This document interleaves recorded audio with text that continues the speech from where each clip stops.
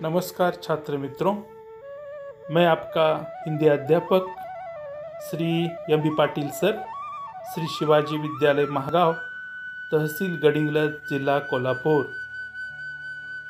नमस्कार बच्चों, चलो तो आज हम पढ़ते हैं कक्षा 10वीं लोक भारती क्रमिक पाठ्य पुस्तक में रखा गया तीसरा पाठ बहारे हमदर्द। इसके पिछले 4 वीडियो आपने देखे हैं बच्चों। अगर किसी कारण से आप नहीं देख पाए हो तो आप फिर एक बार उन वीडियो को देखिए। और आज के इस वीडियो में मैं इस पाठ का अगला पाठ्यांश पढ़ाना चाहूंगा। पिछले वीडियो में हमने देखा है कि कुछ लोग अर्थात अपनी फुर्सत से आते हैं, मोहल्ले वाले लोग। लेखक कह रहे थे कि मरीज को देखने के लिए अपनी फुर्सत से आते हैं और उनको यही अर्थात उदाहरण देकर वे लेखक समझा रहे हैं कि उनके मोहल्ले में रहने वाली सोनाबाई उनको फुर्सत से देखने आई है। उसके बारे में एक किस्सा लेखक ने इस पाठ्य पुस्तक में सुनाया है। वे कहते हैं कि जिस दिन सोनाबाई उनको देखने आई और उन्होंने लेखक को पलंग पर सोते हुए अपने बच्चों को दिखाया और कहा कि ये देखो चाचा जी, और इस अंदाज से कहा था कि मानो जैसे कुछ लोग अपने बच्चों को चिड़ियाघर दिखाते हैं और चिड़ियाघर ले जाकर कहते हैं कि ये देखो बंदर। इस अंदाज से उन्होंने पलंग पर लेटे हुए घनश्याम अग्रवाल जी को दिखाया था। और सोनाबाई जैसे ही उनके कमरे में आई, उसके 4 बच्चे भी साथ आए। बच्चे खेलने लगे। अर्थात मरीज के यहां जाकर वैसे तो खेलना नहीं चाहिए, अस्पताल में जाकर शरारतें वगैरह अक्सर नहीं करनी चाहिए क्योंकि मरीज का आराम हराम में बदल जाता है। तो सोनाबाई के बच्चे लेखक के अर्थात प्राइवेट वार्ड में आए और खेलने लगे। एक कुर्सी पर चढ़ा तो दूसरा मेज पर।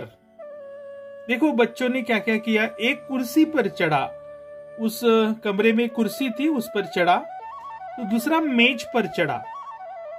मेज यानी टेबल, वहां छोटा टेबल था, उस टेबल पर चढ़ा।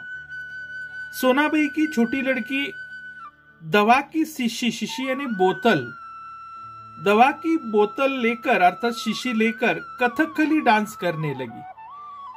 कथकली क्या है? एक शास्त्रीय नृत्य प्रकार है। सचमुच में वो कथकली कर रही थी ऐसा नहीं है, ये व्यंग्यात्मक लेखन किया है लेखक ने।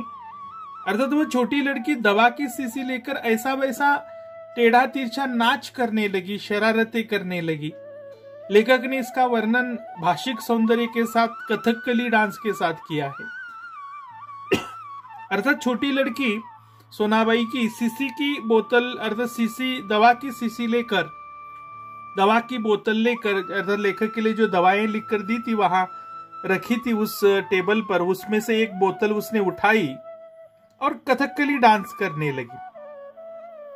थोड़ी देर में लेखक के कानों पर रप रप की आवाज आई और उस रप रप की आवाज ने मेरा ध्यान बटाया, ने लेखक का ध्यान बटाया, लेखक का ध्यान आकर्षित किया। उस आवाज की तरफ लेखक का ध्यान गया।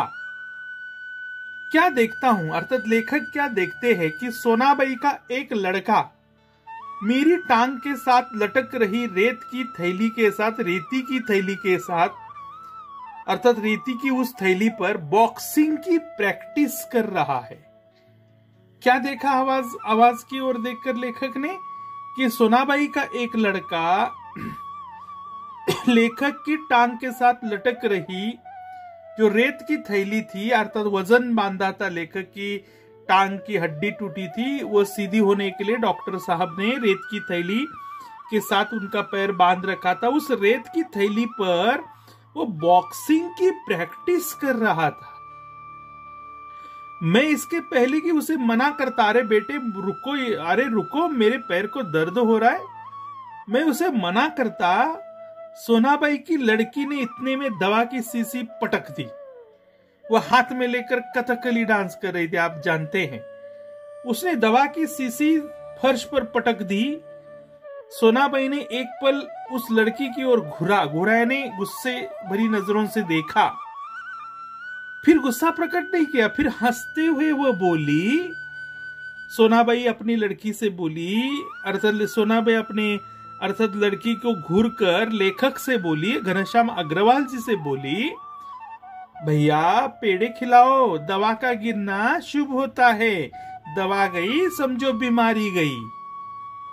क्या बहाना बनाया देखो, दवा की बोतल टूटी है, वैसे तो लड़की को डांटना चाहिए था, उल्टा वह उस लड़की ने जो हरकत की है उसका अर्थात उसे वह अर्थात बचाव कर रही है अपनी लड़की की गलती का। कहती है कि भैया अर्थात घनश्याम अग्रवाल जी से कह रहे, भैया पेड़े खिलाओ, दवा का गिरना शुभ होता है, दवा गई समझो बीमारी गई। इसके 2 घंटे बाद सोनाबाई गई, अर्थात ये सारी हरकतें अर्थात होने के बाद 2 घंटे बाद सोनाबाई, आप ये समझ गए क्या? देखो वाक्य, वो कह रही कि दवा का गिरना शुभ होता है। वैसे तो ये शुभ अशुभ की अर्थात ये बातें मानना अंधश्रद्धा है, कुछ गिरने से कुछ शुभ होता है ये मानना भी गलत है। तो वो बहाना बनाने लगी कि दवा का गिरना शुभ होता है, दवा गई मान लो बीमारी गई। ऐसा होता है क्या? देखो बच्चों, मान लो आप बीमार हो और किसी ने आपकी दवा की बोतल गिराकर तोड़ दी, बीमारी जाती है? नहीं जाती। तो ये लोग गलत मानते हैं, अंधश्रद्धाएं मानते हैं। और वो कहने लगी कि दवा गई बीमारी गई। इसके 2 घंटे बाद सोनाबाई गई, 2 घंटे तक रुकी रही। लेखक ने उन बच्चों की हरकतें 2 घंटे तक सही, यह कहकर गई जाते समय कि मैं फिर आऊंगी। क्या कहा उसने? कि मैं फिर आऊंगी। ये वाक्य सुनकर मैं भीतर तक कांप गया। मैं यानी लेखक, अरे बाप रे, कहने लगे लेखक मनी मन में कि तुम मत आना, हमारे मोहल्ले की सोनाबाई तुम हमें देखने मत आना, ऐसा सोच रहे होंगे लेखक। मैं भीतर तक उसका वाक्य सुनकर कांप गया, भयभीत हो गया। ये फिर आएगी तो क्या हरकतें मचाएंगे इसके बच्चे, क्योंकि ये अकेली नहीं आती, अपने बच्चों समेत आती है। भगवान से मनी मन में लेखक प्रार्थना करने लगे कि नसीब मेरा अच्छा हो तो ये औरत मुझे देखने नहीं आनी चाहिए। ये यहाँ ऐसे मैंने आपको बताया था कि मरीज से मिलने जाते समय कौन कौन सी सावधानियां बरतनी चाहिए। ये सोमत अभिव्यक्ति आपको पूछी जाती है बच्चों। आज ही इसका वाचन कीजिए, लेखन भी कीजिए अपनी कॉपी में। कौन सी सोमत अभिव्यक्ति इस पाठ पर आधारित है कि मरीज से मिलने जाते समय, अगर आप मरीज से मिलने जा रहे हो अस्पताल, तो कौन कौन सी सावधानियां, दक्षताएं बरतनी चाहिए, अर्थात इसके बारे में आप अपने विचार लिख सकते हो। छोटे बच्चों को लेकर जाना चाहिए क्या, वहां जाकर शुभ अशुभ की बातें करनी चाहिए क्या, अर्थात वगैरह वगैरह अनेक बातें। मैं भी ये सोमत अभिव्यक्ति एक वीडियो में आपको समझाना चाहूंगा बाद में। आगे का पाठ्यांश देखेंगे बच्चों। कुछ लोग औपचारिकता निभाने की हद ही कर देते हैं। विशेष करके वे लोग औपचारिकता निभाने की अर्थात बच्चों वे लोग अक्सर ज्यादातर औपचारिकता निभाने की हद कर देते हैं। लेखक कहना चाहते हैं यहाँ कौन से लोग ज्यादा हद करते हैं कि वे रिश्तेदार, कौन से रिश्तेदार? वे रिश्तेदार जो दूर दूर गांव से मिलने आते हैं। वे रिश्तेदार जो दूर गांव से मिलने आते हैं। और ऐसे में एक दिन मुझे भी मिलने के लिए एक रिश्तेदार आए। एक दिन मेरे भी अस्पताल के कमरे के सामने एक टैक्सी मेरे कमरे के सामने आकर रुकी। घनश्याम अग्रवाल जी जिस प्राइवेट वार्ड में भर्ती थे उनके कमरे के सामने आकर टैक्सी रुकी। उसमें से निकलकर बाहर आकर टैक्सी से निकलकर एक आदमी आते ही, एक टैक्सी से आदमी निकला और आते ही वह मेरी छाती पर सिर रखकर, कल्पना कर सकते हो मरीज सोया है और उनके छाती पर किसी ने सिर रखा है, अपना सिर रखा है और अपने छाती पर सिर रखकर औंधा पड़े रोने लगा।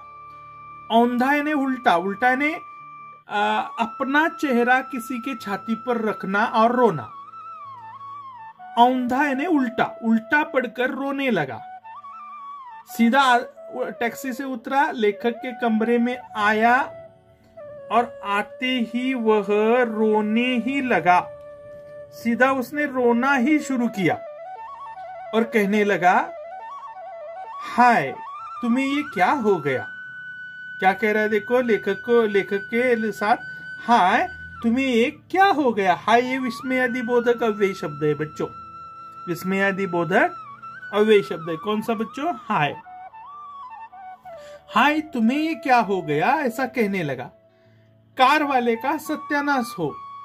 क्या कह रहा है देखो, कार वाले का सत्यानाश हो। मैंने दिल में कहा कि मुझे जो हुआ सो हुआ। मैं मन ही मन में सोचने लगा, कहने लगा कि मुझे जो सो हुआ। मेरी टांग टूटी है तो टूटी है, पर तू क्यों रोता है, तू क्यों रो रहा है भाई, तुझे क्या हुआ है। लेखक ऐसे अपने मन में विचार करने लगे, क्योंकि वो रो रहा था। तुझे क्या हुआ है रोने को, दर्द मुझे हो रहा है, तू क्यों रो रहा है। वो थोड़ी देर मेरी छाती में मुंह गड़ाए, अर्थात मेरी छाती पर मुंह रखे रोता रहा। फिर रोना कुछ कम हुआ धीरे धीरे उसका, और उसने मेरी छाती से गर्दन हटाई। छाती से गर्दन ऊपर की अपनी, और गर्दन ऊपर करके मेरी ओर वह देखने लगा। मेरी आंखों में उसने आंख मिलाई, मेरी ओर उसने देखा, मुझसे उसने आंखें मिलाई, तो ये एकदम रोना बंद ही कर दिया। वो चुप ही हो गया, वो बिल्कुल चुप हो ही गया। और फिर धीरे से हंसते हुए बोला, हल्की मुस्कान लेते हुए बोला, माफ करना भाई साहब, मैं गलत कमरे में आ गया था। क्या बोला कि माफ करना, मैं गलत कमरे में आ गया था। तो इस प्रकार कुछ लोग जो दूर गांवों से आते हैं, वे औपचारिकता निभाने की हद ही कर देते। कौन सी हद, कि मैं किसे देखने आया हूं ये भी उनको पता नहीं होता। वे गलत कमरे में आ जाते, ठीक तरह से पता उस व्यक्ति का भी, उनको नाम पता भी ठीक से नहीं होता। किसी भी कमरे में घुसते हैं और सीधा रोना ही शुरू कर देते। उस मरीज के उनके साथ उनकी हमदर्दी होती ही नहीं है, और वे रोना ही शुरू कर देते, जैसे कि मैं आपके दुख से कितना दुखी हूं दिखाना चाहते हैं। लेखक सूचित करना चाहते हैं कि ऐसे कुछ लोग औपचारिकता निभाने की हद करते हैं। तो ठीक है बच्चों, ये वीडियो देखिए, इतना पाठ्यक्रम समझने का प्रयास कीजिए। एक स्वमत अभिव्यक्ति मैंने आपको बताई है, वह अपनी कॉपी में कच्चे स्वरूप में, अर्थात पक्के स्वरूप में हम बाद में चर्चा करके लिखेंगे, लेकिन कच्चे स्वरूप में प्रयास तो कीजिए कि अस्पताल में मरीज से मिलने जाते समय कौन सी सावधानियां बरतनी चाहिए। आप अस्पताल में मरीज को देखने जा रहे हो तो कौन कौन सी सावधानियां वहां रखनी चाहिए, क्या बोलना चाहिए, क्या नहीं बोलना चाहिए, कैसे प्रवेश करना चाहिए, कैसे प्रवेश नहीं करना चाहिए, कौन सी बातें करनी चाहिए, कौन सी नहीं करनी चाहिए, क्या लेकर जाना चाहिए, क्या लेकर नहीं जाना चाहिए, वगैरह वगैरह वगैरह। कौन सी सावधानियां बरतनी चाहिए, आप अपने विचार से लिखने का प्रयास कीजिए। तो चलो बच्चों, अगला पाठ्यांश में पढ़ाऊंगा आपको अगले वीडियो में। तब तक आपका दिन शुभ रहे। धन्यवाद।